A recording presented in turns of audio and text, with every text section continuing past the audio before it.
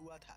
आप सब जानते ही होंगे कि हम इंसान धरती पर हमेशा से ही मौजूद नहीं थे, क्योंकि यदि ऐसा होता तो शुरुआत में जब धरती पर डायनासोर्स जीवित हुआ करते थे तब हम उनके साथ कैसे रह पाते, क्योंकि डायनासोर्स के रहते हुए हम इंसानों का पृथ्वी पर अच्छे से डेवलप हो पाना लगभग नामुमकिन था।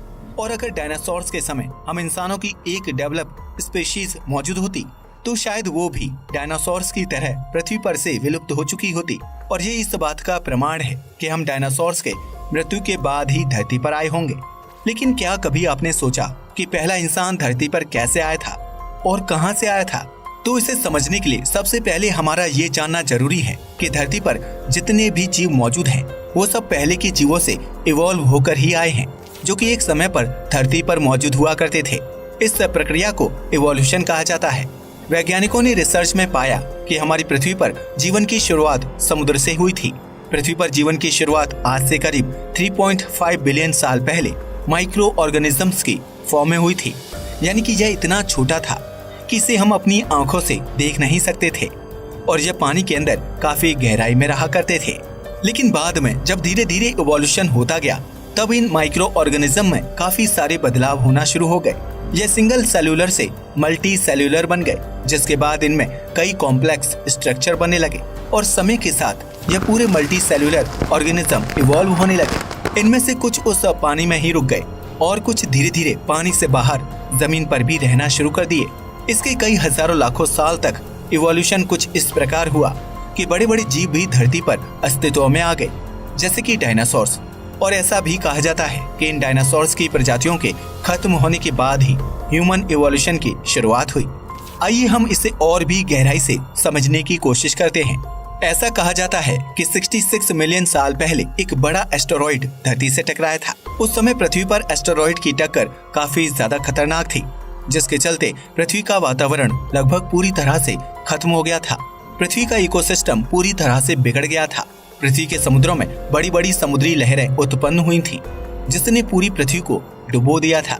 पृथ्वी पर बड़े बड़े भूकंप आए थे और इसके अलावा वैज्ञानिक ये भी बताते हैं कि उस समय एस्टेरॉइड की टक्कर के चलते पृथ्वी पर मौजूद ज्यादातर बड़े वोल्केनो भी फट गए थे।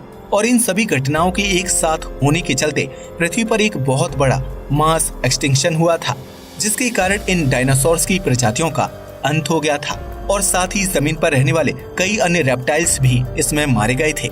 ऐसा भी माना जाता है कि लगभग 75% फ्लोरा और फौना भी इसमें नष्ट हो गई थी।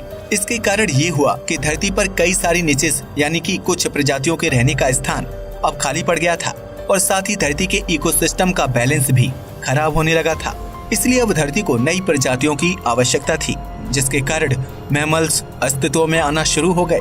और इसके 10 मिलियन साल बाद इन्हीं मैमल्स की 3 से 5,000 प्रजातियां धरती पर अस्तित्व में आ गई, जिनमें से एक थी प्राइमेट्स यानी बंदर जैसे दिखने वाली प्रजातियां। और फिर इन प्राइमेट्स में भी कई सारे बदलाव आए, जैसे कि जो पहला बदलाव था वो ये था कि यह प्राइमेट्स 2 अलग अलग ग्रुप्स में डिवाइड हो गए। इनमें से एक था स्ट्रेप्सरीन, जिन्हें वेट नोज्ड प्राइमेट्स भी कहा जाता है क्योंकि इनमें सूंघने की शक्ति थी। दूसरे थे हैप्लोरीन्स, जिन्हें ड्राई नोज प्राइमेट्स भी कहा जाता है क्योंकि इनमें देखने की शक्ति ज्यादा थी।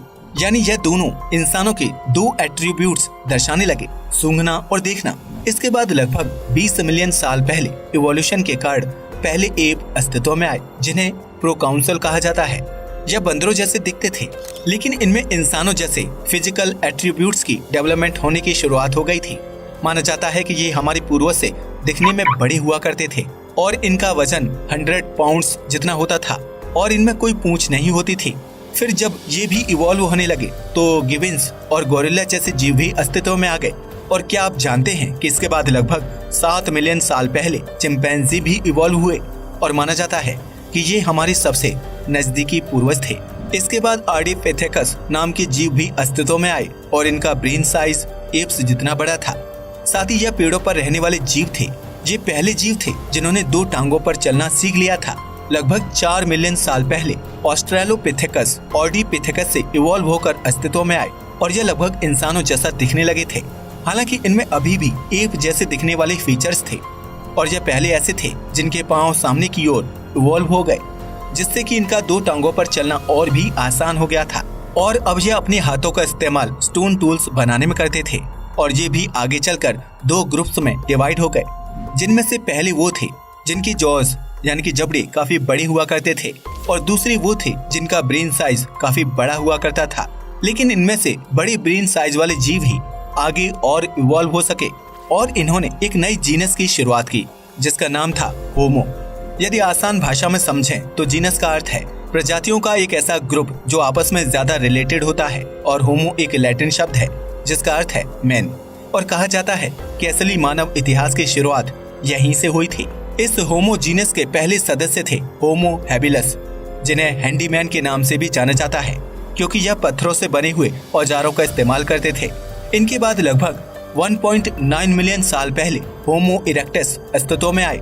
इनकी टांगें लंबी होती थी और बाजू थोड़ी छोटी, जो कि आज के मॉडर्न ह्यूमन जैसी थी।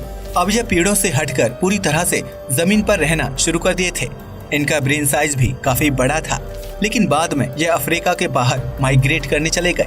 इन्हीं के कारण मानव धरती पर अलग अलग जगह रहने लगे। इसलिए ये कह पाना मुश्किल है कि इनके कौन से ग्रुप से आगे का इवोल्यूशन हुआ था, क्योंकि अब यह कई जगहों पर फैले हुए थे। इनके बाद लगभग 3 लाख साल पहले होमो सेपियंस अस्तित्व में आए।